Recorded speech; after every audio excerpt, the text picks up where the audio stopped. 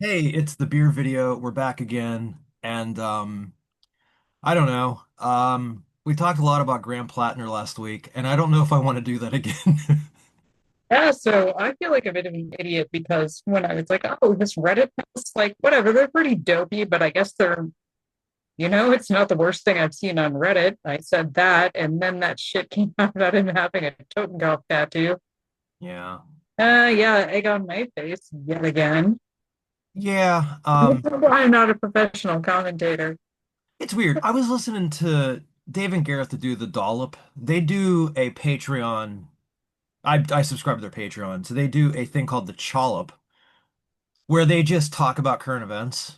And they did a Mhm. whole thing on Plattner that after listening to them, I was like, I think I'm gonna leave my mind open a little bit to this, that their point was kind of like, I guess Dave has a friend who's in the military, and he was like, I didn't know what that was. I didn't know what the Totenkopf was. Um, and Dave didn't either, which was weird. And so he was like, I think we have to maybe he was and like neither one of them were like, oh yeah, vote, you should vote for him. But they were basically saying like it is plausible that he didn't know what that was.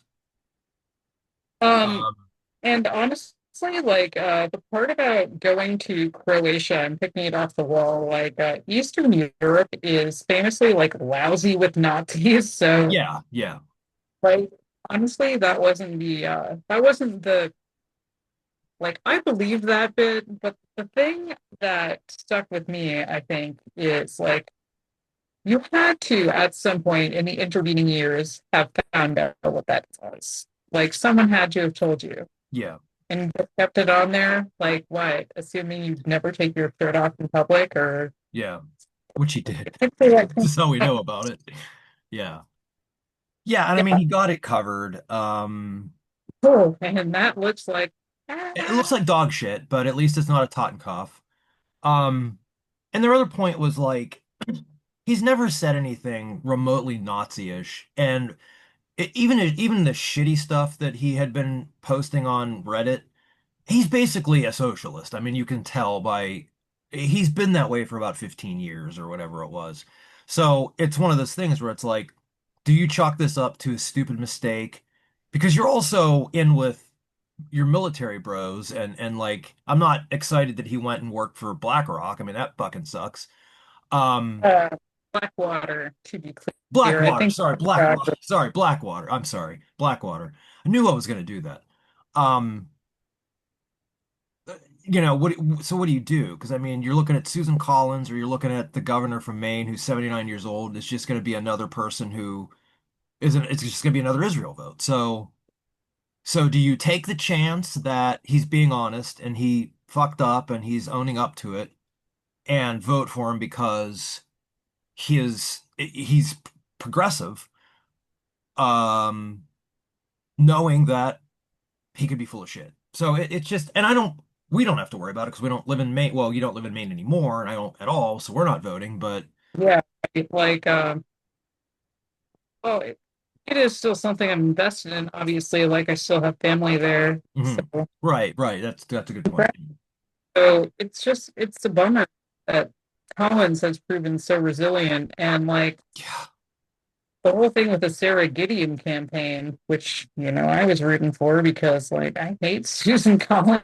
yeah, I'm an OD Susan Collins hater.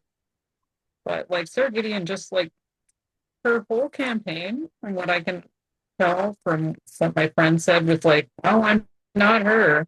yeah, And shockingly, that didn't really work.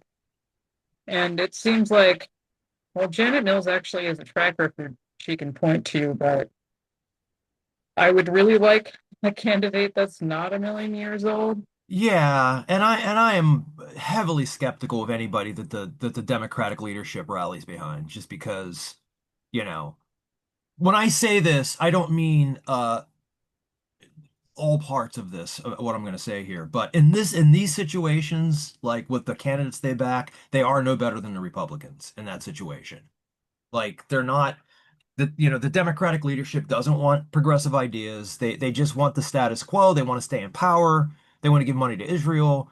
Fuck that shit. Like it's just And so that's my other part of it. It's like I don't trust anybody they're behind. Yeah, exactly. Like Janet Mills as a governor has been fine, I guess. Mhm. You know, she had that viral moment where she told Trump, "We'll see you in court." Uh, Yeah, Maine's a weird state politically, so I kind of get why someone who had statewide success would be a bit of a mushy centrist, yeah, because that's just kind of how that state works, unfortunately. But I was pissed off because, Glantner articulated actually a lot of complaints that like my friends have had, like about the yeah, cost of living there. And like, Mills is the kind of person who still thinks like, oh yeah, we need a strong Republican Party. I want friends I can argue with over sandwiches. Like that's not who they are. yeah, yeah. Uh, I'll tell you one thing that's been refreshing about this though, is yeah, that I posted something on my Facebook profile, but I just wrote more like Graham Face Platner, which didn't sound great because of face plant. I think you get the joke. Um, but it did start some discussion from different people going back and forth about whether or not to trust this guy. And it was weird because I was like, oh my God, we're having a political discussion, you yeah. know? It kind of. I'm on the reluctantly like I was someone who liked the guy's first push. From what I Mhm. can, I'm kind of on the anti-Plattner train now because like I think you know it like what I said to you earlier. It's comparable to the Toke situation where it's like Yeah, we're up and down the guy's not a Nazi, and I believe them. I have no reason to disbelieve them, but it's like, look, I believe you because I know you, but like, um, people who don't know the guy and don't know friends of the guy, Mhm. and they just see like a guy with a Nazi symbol on his chest, Yeah. like you can't blame them for thinking poorly of him, Of course right? not. Yeah, no, of course not. So I mean, yeah, that's our hang up basically is like that is that had well, had we never found this out, I'm glad we found it out. But like, had this tattoo not existed, we wouldn't even be talking.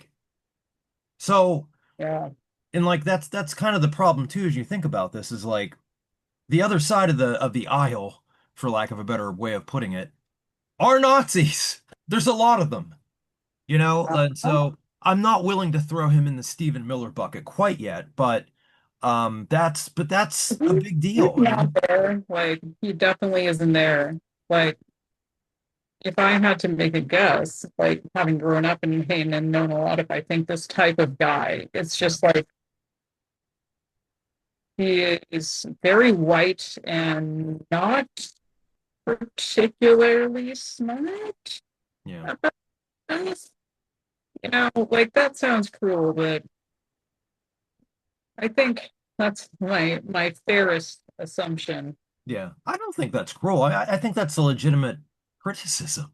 You know, I mean, we're talking about somebody who's going to be, helping to lead the country and, and represent Maine. I mean, you want somebody that you can trust, knows what they're doing, and is going to be intelligent enough to make the right decisions and to not be tricked and all that bullshit. So I think it's legit. Yeah, I think the thing that's been brought up a lot in regards to Grand Platinum, I'm sure you saw this, was like don't need another Fetterman. We don't need another Fetterman. No. Right. So I mean, Plattner obviously is better in Gaza, but like I think the worry is like maybe he's going to decide the gays are expendable. Yeah, that's what you worry about. You worry that, he's trying to say all the right things now, but you don't really know until he's there. So, we could decide that okay, he made a dumb decision and he's trying to make up for it, and then he fucks us. We don't know. Hmm. Yeah, that's a concern. Yeah. What I'm not concerned about this week, Helen, is beer. Okay. I think, oh God, well, I gotta. You went first. I went first. Who went first? Who's on first? I went first last week. You go. Okay. All right. So I have a beer this week. That is from Hop Farm, who we've done before.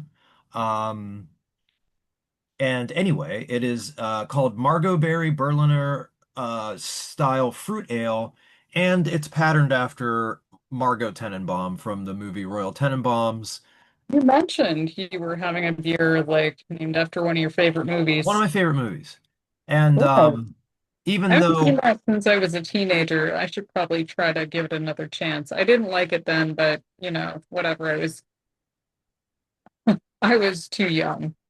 yeah, I mean, it's a weird movie. It's not like it's one of those things where it's like this is definitely not a movie that everybody's going to get into.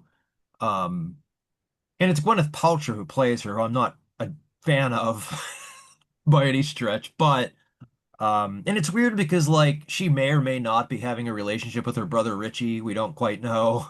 Um, I mean, kind the of goofy, character, not Gwyneth Paltrow. Sorry, right? the character Margot, not Gwyneth Paltrow. Sorry, go ahead. Oh no, I'm not a fan of Gwyneth Paltrow like as a weird like wellness influencer, but Yeah. I think she's a pretty good actress actually. So She's really good in that movie. Yeah. So I really like that movie. So yeah, this is so it says what happens when you give raspberries to a sour blonde, which is pretty funny. Raspberries are added to our Berliner base, soured with our house cultivated lactobacillus strains. I hope I said that right. And if I didn't, I don't know. You can just tell me in the comments. 7.8%. And it's Halloween week, so we went with an alien glass. Boy, this thing's weathered. Oh well. Let's see what we got. I almost spilled it. My nose got itchy, and then I almost spilled it. Ooh, there's a significant head, it looks like. Yeah, it's a pretty good head. Uh, uh, Pretty good head. That's what Richie Tenenbaum said. Um, oh wow, this is really just smells like raspberry.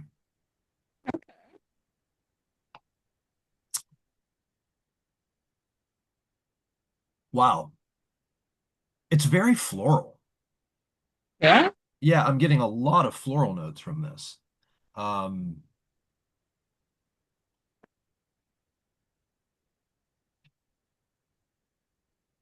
yeah, a lot of floral notes. Um, but also, I mean, the raspberry is very oh, you know what? A little bit of bitterness just came in that I didn't get on the first sip. But the raspberry taste is it's not an artificial raspberry taste. It tastes very much like fresh raspberries. It's a very, very pleasant tasting beer. Um, this would be this would be a great summer beer. I know we're not in that season any longer, but very refreshing. Not too sour, so excuse me. So if that's a thing that you're worried about, don't worry about that. It's more pleasant than the Margot Tenenbaum character, who is a little bit surly and I don't know, hard to get along with. I would say that this is very much the opposite of that. It's a very pleasant, welcoming beer. Um, the floral and the raspberry, by the way, blend together really nicely. So you kind of get a little bit of the floral and a little bit of the raspberry, and it kind of goes back and forth, which is nice. I'm gonna do one more sip. Yeah, it's a little creamy too. A little bit creamy. Um, yeah, this is a nice beer.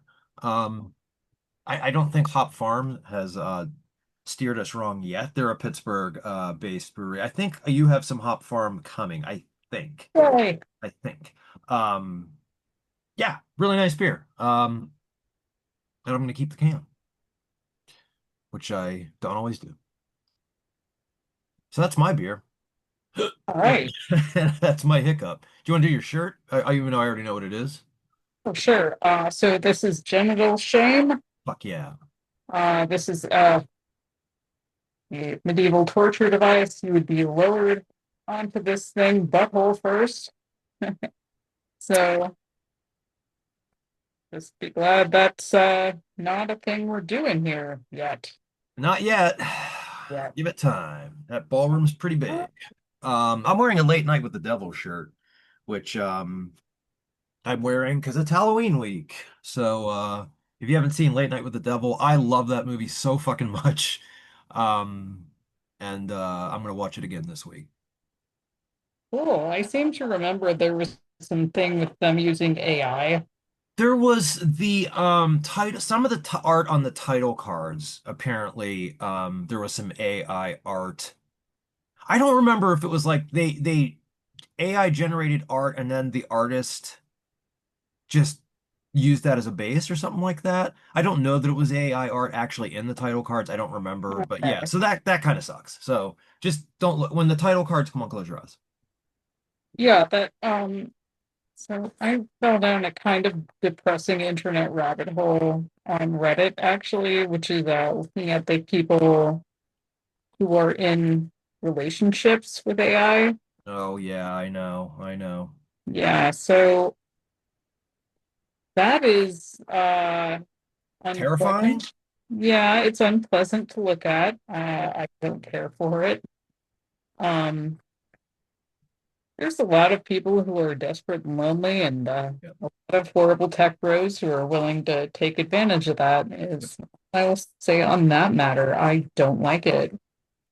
No, I don't either. Yeah, it's yeah, just what you said. I know there's like the male loneliness epidemic, which is a thing, but I think there's a loneliness epidemic, period. Like it's we live in a fucking weird ass time and people have a hard time relating to one another. I'm sure the pandemic didn't help. Yeah, and there's like, I think people have talked about this, a lack of third spaces. Yeah. That's also an issue, but please don't date a robot. Yeah. I'm begging you. Yeah. Okay, so I've got one from Klockow, our friends. I'm Yes. using this old takeout container that used to contain herb mustard pork. That's the best cup so far. It's quite well washed, so it doesn't smell like herb mustard pork anymore, Well, it's thankfully. from 9/2 and it's 10/26, so it's been a while. Yeah, this is long past Eden. So, a second Pilsner with wild rice has hit the building, sir. This is Klockow. So Klockow are ex-Hammerheart guys, I think. So it's not a surprise they'd also do this. I think just to reiterate, wild rice is a traditional crop for indigenous people in Minnesota. Mhm. The Ojibwe word is Manuman. I, I said that right, I'm pretty sure. So if you ever want to buy wild rice for any reason, please take the time to seek out Minnesota wild rice. California wild rice exists, but Yeah. it's a butter versus margarine situation where like the California wild rice is like okay, I guess, but like there's no reason not to use the real stuff.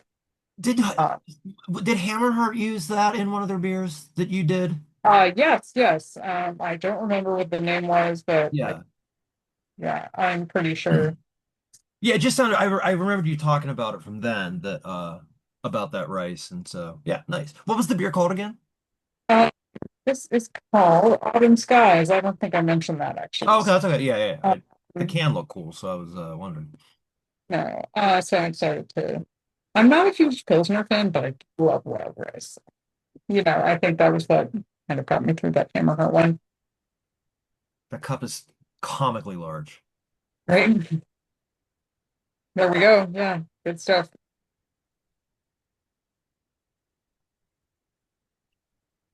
So I don't like Pilsners, but Pilsners like being relatively bland and lightly flavored kind of works well with a wild rice. So kind of I guess the best way you can describe it is like generic beer flavor, like you get with a Hams or a Pabst or things of that nature, Yeah. but the toasty wild rice flavor on top of it. Well, as we've said before, we've both you and I have said this many times on this, whatever this is. Um, there's something to be said for a good brewery trying to recreate a standard. Yeah, exactly. And I think this is good. Yeah, Um, yeah, and I I think think the thing that kind of scares some people away from craft breweries, especially if you go to one, is like if you're just a dad that's sitting around drinking beers in your garage, you don't know what this shit is. just You think want to it'd be grill, something damn. close, then you're going to be more willing to try it. Yeah, I mean, I think it's good. Um, and I think the wild rice flavor is not so intense. It's going to scare away people that like just want to grill, God damn it. Yeah, yeah, yeah. I think Um, I told this story before on here. We were at Dogfish Head's Brewery one time, and we're sitting at the bar, and this guy came in and tried to order a Budweiser, and oh boy. they were like, we don't have that. Like, we just have our beers. And this guy's like, oh, well, good luck staying in business. That's the most popular beer in America. And it's like, I don't think you understand where you are. Like, You also, should, they just built yeah, a giant new brew pub, so I think they're doing okay.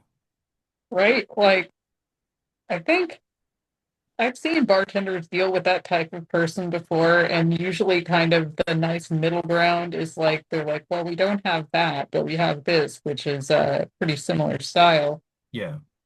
So Yeah, their I think that bartenders are pretty good at dealing with people. So I think he tried to steer him towards something else, like something that was similar. But yeah, it's the guy just example. left, whatever. I think I mentioned this before, was when I was in Delirium Cafe in Amsterdam, which is like a excuse me, kind of a craft beer bar chain, and some guy came in and asked for what was it, a mojito or something? Yeah. And the poor bartender had to be like, "Sir, this is a beer bar." Yeah. Yeah. um,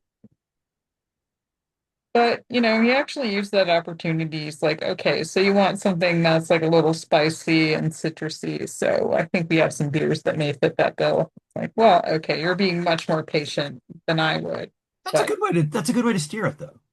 You yeah, never know. Maybe the guy just or whoever just discovers something that they didn't think about. yeah, and Delirium, like if I recall correctly, definitely had some quite unusual beers on tap. So Yeah. like, and for a beer that my non-beer drinking friends would like I'd probably go there, to be Yeah. honest. Yeah. Yeah. Why not? Um, Yeah, they actually had quite a few from, I'm gonna say this wrong, Wiedeke? It's the Dutch brewery that does the official Roadburn beer. Their oh, mascot's an right. owl. Yeah. Super cute. Sorry. I just have a stack of records here that just slid over and knocked a bunch of other things over. So I was trying to restore order here in the office, and I guess it's fine now. I don't know. So I have a weird bone to pick with not AEW, well, maybe AEW a little bit. They need to talk to their company that does their action figures. You can see my office how many toys I fucking have. So, I got this week, which I think you'll enjoy. Yes, it's Tony Storm. It's the Tony Storm, Timeless Tony action figure. I had to find that on the internet. I was served an ad on Instagram for this figure, and I'm like, I already have another Tony Storm figure that I don't even know where it fucking is. But it's in like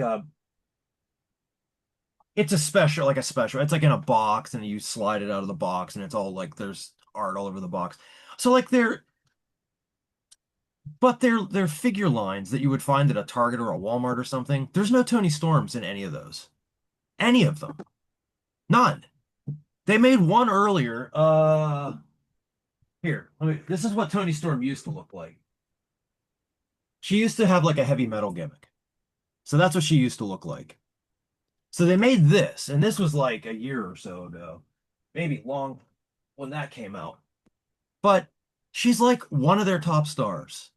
Why is there not a Tony Storm figure in not every line, doesn't have to be one in every line, but you should be able to walk into any fucking store and find a Tony Storm figure. I shouldn't have to buy that off the internet as a surprise.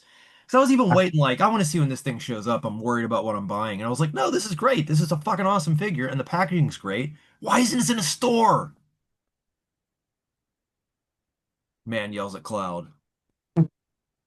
Yeah, I've absolutely done that. So I, you know, I can relate.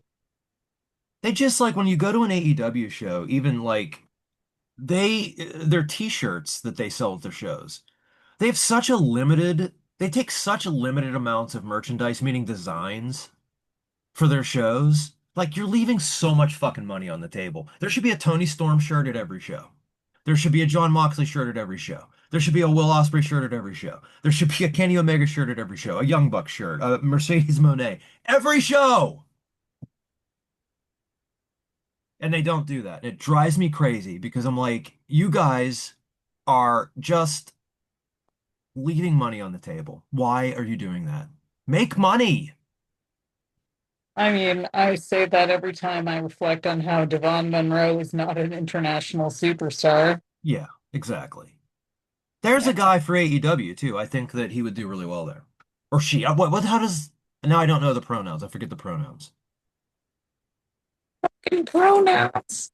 Yeah. Um, so I was really happy to see a review of the new Dragon Age game, which I had some fairly mixed feelings about as a Yeah. long time series. Anyway, so it was like it was a very long review that started with, it's fine. That's kind of my feeling on it as Yeah. well. Yeah. It's good to just get it out of the way, you know? Yeah, it's the YouTuber Echo Bazaar, which I highly recommend. If you're into that kind of thing. Okay. Um, Noah Caldwell Gervais actually does a really great long form review of all of the Dragon Age games, which I love them. Yeah. Um, uh, but yeah, like the Echo Bazaar review, like if you love the game, I hope you'll be able to take some good faith criticisms of it that are based on the actual things that happen in the game and not rage bait. And Exactly. it, the guy yelling "fucking," Yeah. Yeah. and Nash cuts to a clip from Black Panther T'Challa saying, "We don't do that yet." That's pretty good. Yeah. Speaking of games, I was over at Jaden and Lex's last night, and Lex is playing a game. I don't know how you're gonna feel about this. I was fascinated. I haven't downloaded it yet, but I'm going to. It is Mm-hmm. called, are you ready? Okay, lay it on me. Power Wash. Oh my God. My friend Steph loves that game, actually. I think, yeah, we got mad into it, if I recall correctly. Yeah. So for eh, anybody hearing that again, Power Wash, I think it's Power Wash. I don't think it's Power Washing. But anyway, it's literally what you think it is. Like they drop you into like a usually like I a think that, property, and like, everything needs to be power washed. well, spoiler warning, I guess, but aren't there some like weird cosmic horror elements to it? Well, maybe I don't know. I haven't seen that yet. Okay, so if we're doing game recommendations, anyway, um, so any of our audience has not played Doki Doki Literature Club, I haven't. please do. It's troubling. So it's basically it kind of starts as like a standard kind of big titty anime girl dating sim. Okay. Okay, here we Uh, go. It got a 10 out of 10 on Steam. yeah. But once you get past the first act, it becomes apparent that something's very, very wrong. And um, it's best played on PC, but they also, kind of managed a pretty clever workaround if you're on a console. Which I am. Yeah. Yeah. I will not say anything further about the plot of Doki Doki Literature Club, but yeah, it's a bit of a slow start, but once it gets going, oh brother, you're gonna, well, I don't know if like it is really the term because It's got some like genuinely unsettling elements. Okay. Yes, content warning. If you struggled with mental illness or suicidal ideation, there's kind of a lot of that stuff. Okay, good thing to Um, take note. Yeah. yeah, but Hmm. it's quite good. I have marked that down as well. Um, all right, well, I guess we're gonna wrap up. Give a good Halloween movie recommendation for the folks? Oh, Maybe yeah, I've something they absolutely haven't got thought one. about. The Orphanage. The Orphanage. It stars, I'm gonna mispronounce her name, Belen Rueda, who's a Spanish actress who also was part of the supporting cast of Pan's Labyrinth, which is really I great. love that movie. Yeah, again, it's one where I can't reveal too many of the plot details or I'm gonna spoil it, but I mean, it does involve a woman like kind of taking over the orphanage, I think, where she grew up as a child. And like there's a whole subplot where her son goes missing. And there's a scene where they play um a version of hide and seek, which is I think in Spain it's called Knock on the Wall. And it's one of the most frightening things I've ever seen in a movie. Oh God. So yeah, watch Okay. the orphan. It's a really good kind of related to is The Devil's Backbone, which is an early Guillermo del Toro movie. That's a good I've one. heard his Frankenstein's really good, but I haven't seen it yet. I haven't seen it yet either. I trust it, and I also appreciate that during the press tour, someone asked him like, "So, would you be open to using AI?" He's like, "I'd rather kill myself, actually." I'll give you a stupid recommendation. Go watch Chopping Mall. Hell yeah! Oh, It's for giving stupid recommendations. Trick or Treat, Trick not or the one Treat. from the early 2000s, the Yeah. one from the 80s. Yeah. It's got Ozzy Osbourne playing a televangelist. Yeah. Gene Simmons plays a DJ. I've shown this to every single person I've slept with, kind of That's a great. as a That's condition, I guess. So That's a great one. Yeah. There you go. So now you have stuff to watch and go have beers with it. And my cat is screaming because I think it's past his dinner time and he's mad. yeah, Um, yeah. Yes, that one. Andy. All right. We'll see you all next week. And you know, go Steelers. yeah, they play tonight. I'm not getting excited yet. All right, bye everyone. Bye.